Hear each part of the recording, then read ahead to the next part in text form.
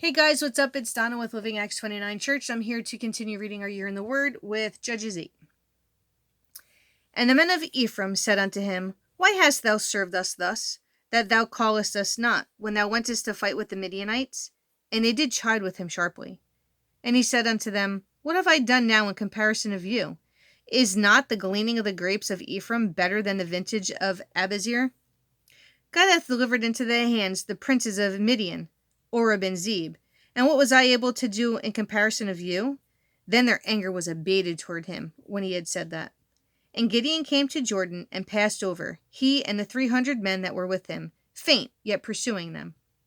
And he said unto the men of Succoth, Give, I pray you, loaves of bread unto the people that follow me, for they be faint, and I am pursuing after Zebah and Zalmunna, kings of Midian.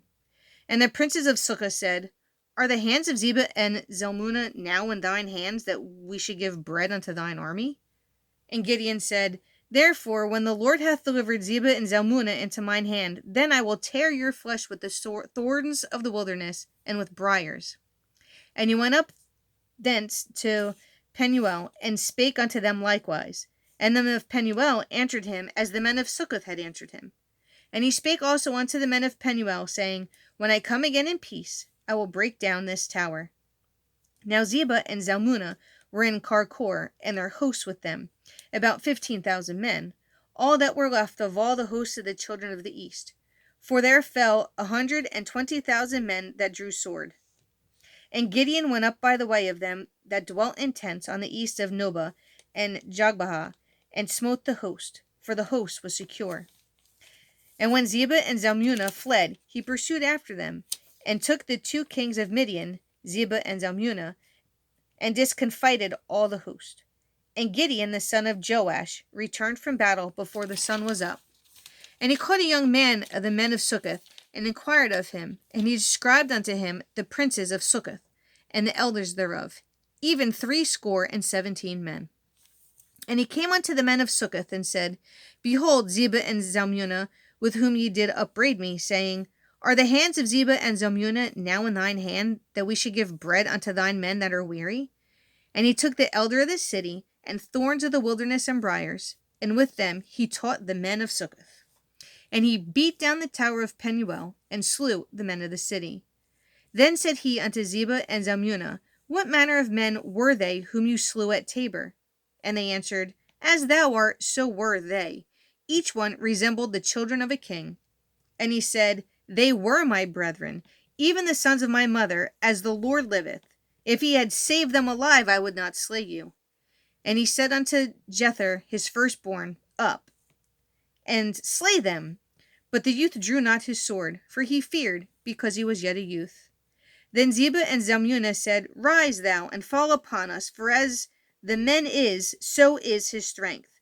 And Gideon arose, and slew Zebah and Zalmunna, and took away the ornaments that were on their camels' necks. Then the men of Israel said unto Gideon, Rule thou over us, both thou and thy son's son also, for thou hast delivered us from the hand of Midian. And Gideon said unto them, I will not rule over you, neither shall my son rule over you. The Lord shall rule over you. And Gideon said unto them, I would desire a request of you, that ye would give me every man the earrings of his prey, for they had golden earrings, because they were Ishmaelites. And they answered, We will willingly give them. And they spread a garment, and did cast therein every man the earrings of his prey. And the weight of the golden earrings that he requested was 1,700 shekels of gold, beside ornaments and collars and purple raiment that was on the kings of Midian, and beside the chains that were about their camels' necks. And Gideon made an ephod thereof, and put it in his city, even in Ophrah, and all Israel went thither a whoring after it, which thing became a snare unto Gideon and to his house. Thus was Midian subdued before the children of Israel, so that they lifted up their heads no more. And the country was in quietness for 40 years in the days of Gideon. And Jerubbaal the son of Joash went and dwelt in his own house. And Gideon had 70 sons of his body begotten, for he had many wives. And his concubine that was in Shechem, she also bare him a son, whose name he called Abimelech. And Gideon the son of Joash died in a good old age, and was buried in the sepulchre of Joash his father, in Ophrah of the Abiezrites. And it came to pass, as soon as Gideon was dead, that the children of Israel turned again, and went a whoring after Baalim, and made Baal-berith their god. And the children of Israel remembered not the Lord their God, who had delivered them out of the hands of all their enemies on every side, neither showing them kindness to the house of Jerubbaal, namely Gideon, according to all the goodness which had been shown unto Israel. Have a good day, guys.